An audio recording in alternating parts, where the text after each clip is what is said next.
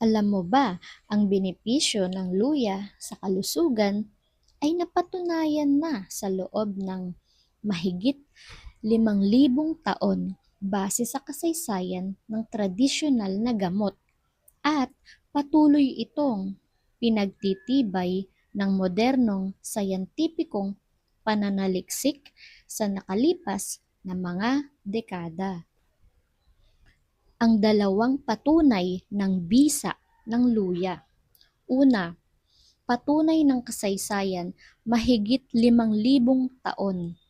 Mula pa noong sinaunang panahon, ang luya ay itinuturing ng universal na gamot o mga sinaunang sibilisasyon, sinaunang China, traditional Chinese medicine. Ginamit ito mahigit 5,000 taon na ang nakalipas bilang pampabilis ng digestion at lunas sa pagduduwal. At sa sinaunang India, libo-libong taon na itong nakatala sa kanilang mga medikal na teksto para sa pagpapagaling ng mga sakit sa baga, tiyan at pamamaga ng kasukasuan. Noong unang siglo, ginamit ng mga Griego ang luya na binalot sa tinapay bilang panghimagas para hindi maduwal o masuka pagkatapos kumain. Pangalawa, patunay ng modernong siyensya, huling mga dekada. Sa nakalipas na ilang dekada, ang mga klinikal na pagsusuri or clinical trials ay nagbigay ng matibay na ebidensya sa mga kemikal na taglay ng luya. Pagtuklas sa gingerol, napatunayan ng mga siyentipiko na ang mga bioactive compounds tulad ng gingerol at shogaol ang mismong kumikilos para harangan ang mga enzyme na nagdudulot ng pamamaga at kirot sa katawan.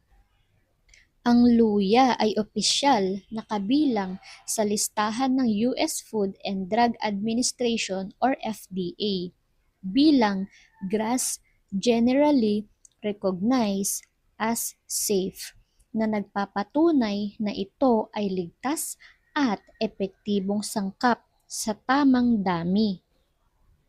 Ang luya ay mayaman sa gingerol, isang mabisang sangkap na nagbibigay ng kakaibang anghang at nagtataglay ng mataas na antioxidant at anti-inflammatory properties.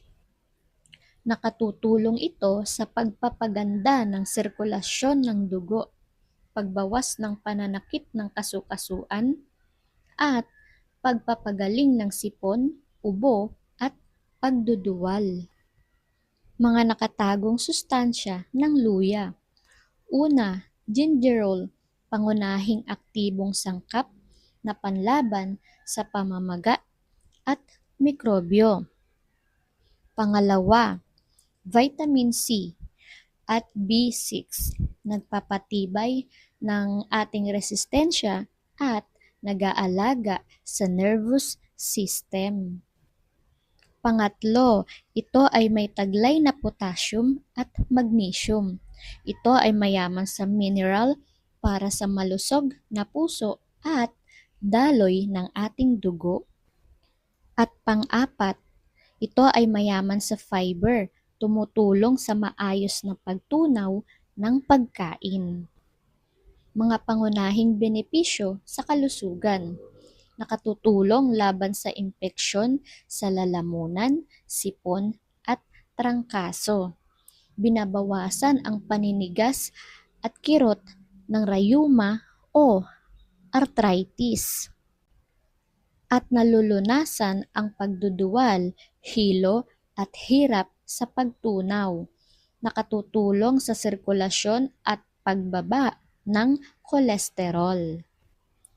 Alam mo ba na ang luya ay subok na nakatutulong sa pagpapagaan ng mga sintomas ng arthritis, type 2 diabetes, dysmenorrhea, sakit sa regla, migraine at iba't ibang uri ng impeksyon at pagduduwal.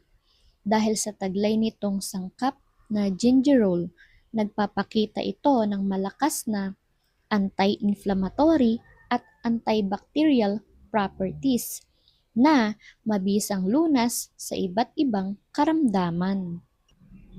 Mga sakit at kondisyong naiibsan ng luya, sakit sa kasukasuan at kalamnan. Una, osteoarthritis at rheumatoid arthritis. Binabawasan ng luya ang pamamaga, paninigas at kirot sa mga kasukasuan tulad ng tuhod.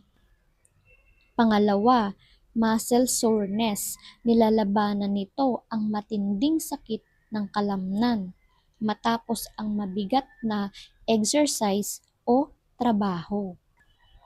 Ito rin ay lunas sa mga problema sa tiyan at pagduduwal or dyspepsia indigestion.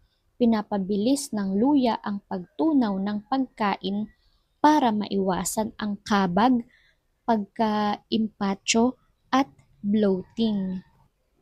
At para sa mga may morning sickness at motion sickness, mabisa sa pagkahilo dahil sa pagbibiyahe o pagbubuntis. At para sa mga nagki-chemotherapy-induced nausea, tumutulong na pawiin ang matinding pagduduwal ng mga pasyenteng sumasailalim sa gamutan sa kanser. Kung ikaw ay may sore throat, sipon at ubo, ang luya ay mabisang panglaban sa mga impeksyon. Pinapatay ng luya ang mga virus at bakteryang nagdudulot ng pamamaga ng lalamunan at pagbaba ng resistensya. At para sa may sakit sa gilagid, nilalabanan nito ang masamang bakterya sa loob ng bibig upang maiwasan ang impeksyon.